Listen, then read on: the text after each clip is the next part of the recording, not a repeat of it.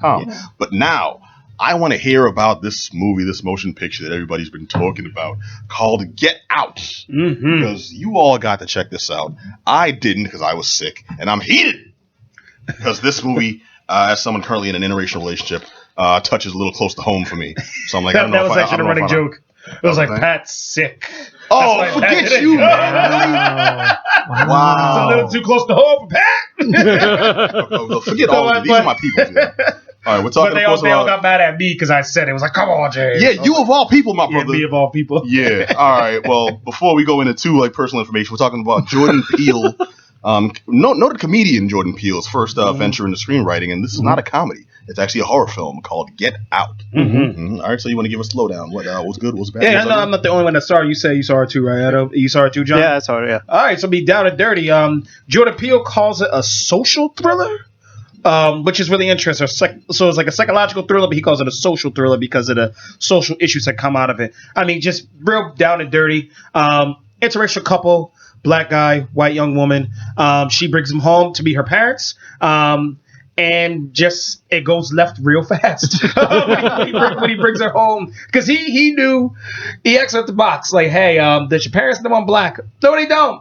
Red flag popped up, but he kept pushing. Yeah, that's real. Like, why is that not understood? They need to know this. I don't care how understanding you think they are. You don't just spring that situation on anybody. You don't. No, never. From experience. From experience. Sadly, from experience, you do not just spring that on them. But yeah, especially if they got guns. It went left again from experience, and that's actually one of the interesting pieces of it. I mean, that's all I'm gonna give you because I don't want to ruin the movie for you. You just need to go see it.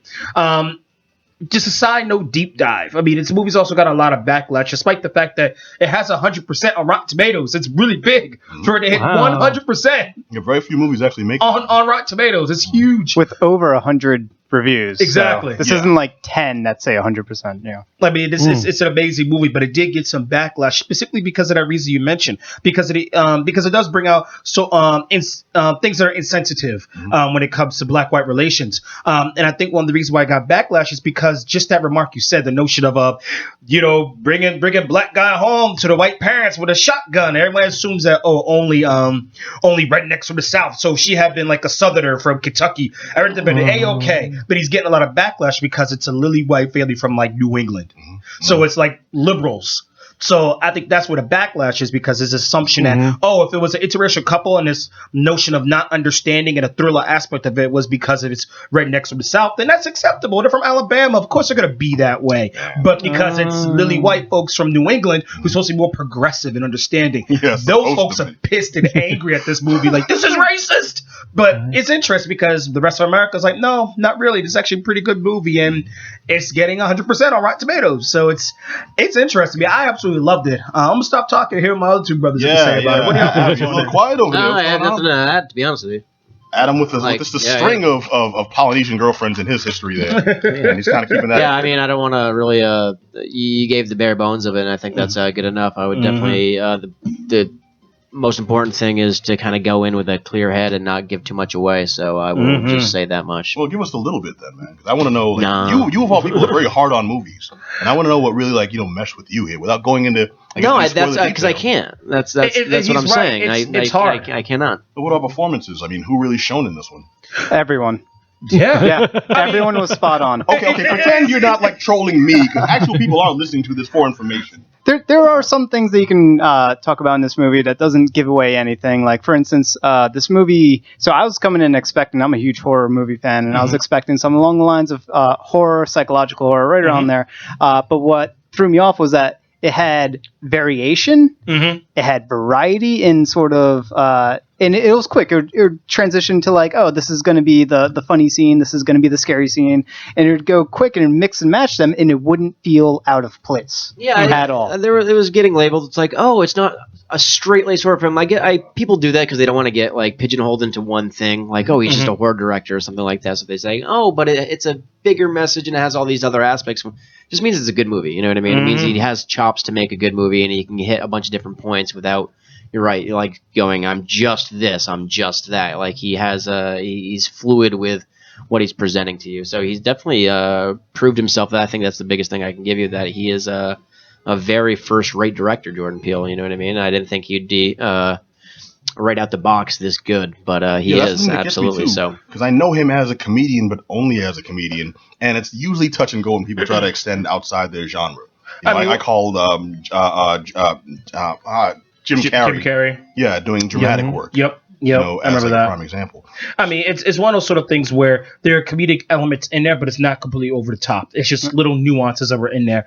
I mean, for those individuals who grew up like myself in an African American household where watching horror movies are par for the course of screaming at the TV, that definitely happened.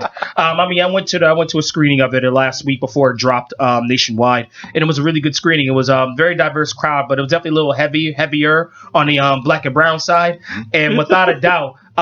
There were times in which folks are screaming at the screen, and I mean to the point where I screamed at the screen. I mean, hear me out all the way. Right. Well, no, thanks for clarifying that. I thought you meant in the movie he's yelling at a TV for no reason. No, like the people in the theater are like, "What are you doing? Get out! What are you doing?" I mean, I want to give a shout out to my girl Erica, who literally had to put her arm on me because I'm screaming. Awesome. At one point, I screamed, "What are you doing?" Expletive.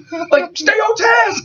Like at one point, he's trying to get out, and he like, what's over there? And he goes and looks, which horror movie tropes. Nah, you don't look. Yeah. You don't go somewhere Never you don't need to go. Your job is to get out. So he's like, let's go check this out. I'm like, what are you doing? Stay on task. Get out. And I'm jumping. Maybe they named it that way so you didn't have to yell it. You know, pretty much. Like, we understand. Yeah. And the best part about it is that at the end of the movie, one of our buddies, E-Dig, who's a friend of the show, he overhears an older white guy say, "You know what? That was a great movie experience. That's the only I want to see a movie just like that. Just like that whole experience of people who were so engaged in it that they're yelling. It wasn't disturbing yelling, but you know, when the horror music's hitting and you're like, oh my God, he's gonna make it. You can hear Butters like, he better make it. He's gonna go, run. And you hear these Butters run. It's like, yells, run. It was really engaging in that sort of way that you're on the edge of your seat, and you're right, it kind of ebbs and flows. All right, so you say that now, as somebody who hasn't seen that sounds like it would make more of like a Mystery Science Theater 3000 effect to me, and that would kind of take away from the horror if I'm there and there are people like cracking jokes and stuff. I would say don't look at it as a horror film, but if you go at it thinking like I want a good horror film, you're not going to be disappointed, but it brings more to the table. It does. I praised a movie, I don't know, like a year ago called The Hollow.